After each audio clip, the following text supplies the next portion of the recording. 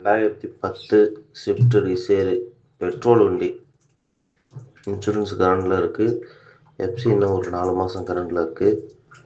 AC working, petrol வண்டி. ஒரு 2:40 ஆகும். கிட்ட வாங்க, இதை அனுசரிச்சு.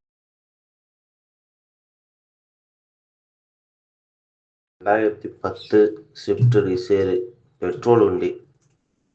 இன்சூரன்ஸ் கரண்டில் இருக்குது. எஃப்சி இன்னும் ஒரு 4 மாதம் கரண்டில் இருக்குது. ஏசி ஒர்க்கிங்கு, பெட்ரோல் வண்டி.